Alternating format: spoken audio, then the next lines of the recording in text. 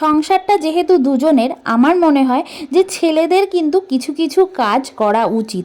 আর এই যে দেখো আমার বরমশাই, যেহেতু এত ভারী কম্বল আমি সত্যি এটাকে ধুয়ে কেচে মেলতে পারবো না, তাই ও কিন্তু সারা শীত ধরে আমরা যেই কম্বলটা গায়ে দিয়েছি সেটাকে ধুয়ে দিল। আর একটা পাতলা কম্বল আমি আবার বার করে নিয়েছি, যেটা এই সময়ের মধ্যে যাবে। যাই হোক, বরমশাই তো এদিকে কম্বল কাচ্ছে, আমি এদিকে বিছানাপত্র গুছিয়ে ঘরের ডাস্টিং করে তারপরে রান্নাবান্নার কাজে যাব। যাই হোক, এই ভিডিওটা দেখে অনেকেরই মনে হবে যে রাজা যদি বাড়িতে থাকে রাজাই তো অর্ধেক কাজ করে দেয়। হ্যাঁ সত্যি, রাজা অনেক কাজ করে দেয়, আমার অনেক সহযোগিতা করে দেয়। কেন করবে না বলো তো? আমি তো ওর বউ, আমাকে ভালোবাসে, তার জন্যই করে দেয়। তোমরা এটা হিংসা করতেই পারো, মানে আমার আত্মীয় স্বজন বন্ধু বান্ধবদেরই বলছি, তোমরা এটা হিংসা করতেই পারো। কেন তোমরা তোমাদের বরকে দিয়ে কাজ করাতে পারো না? সেটা তোমাদের ফল্ট, সেটা আমার ফল্ট নয়। তোমাদের হয়তো ভালোবাসে না, তার জন্যই হয়তো করে দেয় না। তো যাই হোক, আমি এই ব্যাপারটা নিয়ে আর বেশি দূর এগাতে চাই না, কারণ অনেক কিছু বললে কিন্তু অনেক কিছুই বলা যায়, তো বলতে আমি চাই না। তো যাই হোক, এই দেখো বরমশাই কিন্তু এখানে বসে পড়েছে। পরের দিন যেহেতু সানডে, আর সানডেতে আমাদের বাড়িতে ড্রয়িং ব্যাচ বসে সকাল থেকেই, তাই বর এখানে একটা ভিডিও দেখছে আর সাথে সাথে কিন্তু ড্রয়িং করছে, আর আমি এদিকে চলে গেছি রান্নাবান্না করতে।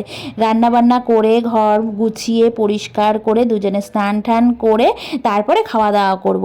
তো যেই কথাটা আমি বলতে যাচ্ছিলাম আমার বন্ধু বান্ধব আর আত্মীয় স্বজনদের উদ্দেশ্যে, যে হ্যাঁ, আমরা যেহেতু কর্মজীবন, মানে আমাদের দুজনেরই কিন্তু পয়সা ইনকামের দিকটা একটাই, তো যাই হোক সেখানে তো আমাকে সময় দিতে হয়, তাই না? ঘরের রান্নাবান্না কাজবাজ করার পর কিন্তু আমি সেই জায়গাতেও সময় দিই। কম কথা নয় কিন্তু।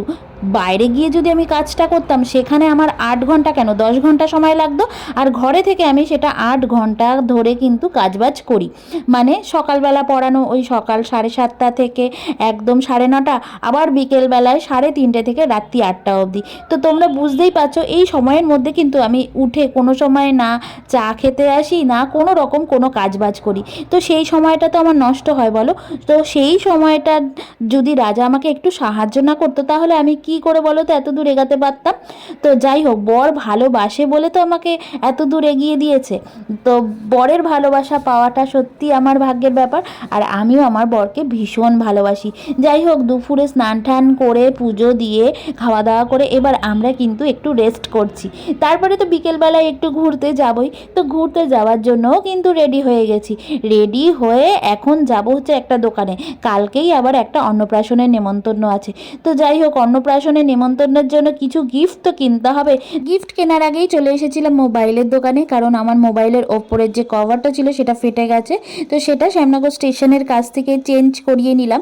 তারপরে চলে যাব গিফটের দোকানে, আর কালকে একেবারে তোমাদের অন্নপ্রাশনের ভ্লগ দিয়ে কিন্তু ভ্লগ ভিডিওটা শুরু করব। তো চলো, কেমন লাগলো এই মিষ্টি ভ্লগটা অবশ্যই জানিও। ভালো লাগলে লাইক কমেন্ট শেয়ার আর ফলো করতে ভুলো না। টাটা, দেখা হচ্ছে নতুন একটা ভিডিওতে।